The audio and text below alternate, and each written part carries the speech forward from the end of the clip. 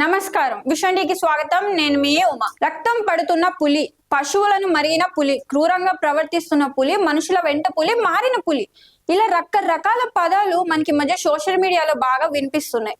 ఈ పదాల వెనుక ఎంత వాస్తవం ఉంది? ఒక కుక్కను చంపాలనుకున్నప్పుడు దాన్ని పిచ్చిదాన్ని ముద్ర వేస్తే చంపడం సులభం అవుతుంది. పెద్ద పులి పరిస్థితి కూడా ఇలాగే తయారవుతుందేమో అనిపిస్తుంది. వాటి ఆవాసాలు ధ్వంసం అయిపోయి అడవంటూ మిగలకపోయేసరికి దిక్కు తోచక వందల కిలోమీటర్లు నడిచి తలదాచుకునే చోటు కోసం వెతుక్కుంటూ వస్తున్నాయి. తినడానికి తిండి లేక కాలే కడుపుతో అడవిని వెతుక్కుంటూ గ్రామాల వైపు నడిచొస్తున్నాయి. వాటి ప్రయాణం మధ్యలో తగిలే జనవాసాలు, పంట పొలాలు, మానవ సంచారం వాటిని మరింత భయాందోళనకు, భయానికి గురి చేస్తున్నాయి. మనిషి శాకాహారం తినగలిగి కూడా రోజుకు కోట్ల కొద్దీ కోళ్లు, మేకలు తన ఆహారం కోసం హతమారుస్తున్నాడు. మాంసాహార జీవైన పెద్ద పులి మాత్రం ఏం చేస్తుంది? ఆకలి తీర్చుకోవడానికి తనకు ఎదురైన జంతువులను వేటాడుతున్నది. తిరిగి తన ప్రయాణాన్ని కొనసాగిస్తుంది. మనిషి తనకు హఠాత్తుగా ఎదురు పడితేనో లేదా తనకు హాని చేయిస్తున్నాడేమో అని అనుకున్నప్పుడు ఆత్మ సంరక్షణ కోసం ఎదురు దాడికి తిరుగుతుంది.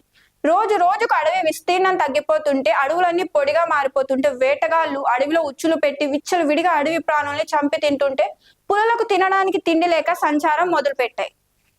ఆహార పిరమిడ్లలో పై భాగంలో పులి ఉంటుంది. అది బతికితేనే అడవి చల్లగా ఉంటుంది, అడవిలో సమతుల్యత ఉంటుంది, పర్యావరణం నిలబడుతుంది. అలాంటి అడవుల్ని రోజు రోజుకు ధ్వంసం చేస్తూ కొంతమంది ఆ భూముల్ని ఆక్రమిస్తుంటే, ఒక మంత్రి ఏమో ఆ భూములకు పట్టాలు ఇస్తాను అంటాడు.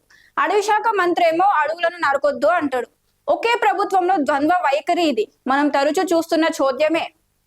మహారాష్ట్రలోని తడోబా, ముఖ్యంగా తిప్పేశ్వర్ అడవి ప్రాంతాల వరకు మనం వెళ్ళి చూడగలిగితే అక్కడ పెరుగుతున్న రిసార్ట్లతో పాటు గ్రామాలకు గ్రామాలే అడవిని ఆక్రమిస్తున్న వైనం మనకు కనిపిస్తుంది. తిప్పేశ్వర్ కేవలం 150 చదరపు కిలోమీటర్ల విస్తీర్ణంలో ఉన్న చిన్న అడవి. అక్కడ ఈ పెద్ద పులులు తలదాచుకోవడానికి ప్రయత్నిస్తున్నాయి. అడవితో వాటికి నిలవడ నీడ లేక ప్రాదేశిక తగాదాలతో వాటిలో అవే పోరాటాలు చేసి ఓడిన పులులు తాము తలదాచుకునే స్థలం కోసం వలసబాట పడుతున్నాయి. వందల కిలోమీటర్లు ప్రయాణించిన అవి బతకడానికి అడవంటూ మిగిలితే కదా. ఒక పులి 600 కిలోమీటర్లు ప్రయాణించి రాజమండ్రి పరిసరాలకు చేరుకున్న వైనం మీరు వినే ఉంటారు. సురక్షితంగా మత్తు ఇంజెక్షన్ ఇచ్చి ఆ పులిని విశాఖ జూకు తరలించిన విషయం విని చాలా సంతోషించాను. ఎందుకంటే దాని రక్తం మరిగిన పులను, ప్రమాదకారనో ముద్ర వేసి చంపలేదు. ఇప్పుడు పడుతున్న ఆందోళన అంతా జనగామ, సిద్దిపేట ప్రాంతాల్లో తిరుగుతున్న పులి గురించి. దానినే ఇష్టం వచ్చినట్టు సోషల్ మీడియాలో ప్రమాదకారి, రక్తం మరిగిన పులి అని రకరకాల ఆకతాయితనంతో దుష్ప్రచారం చేస్తున్నారు.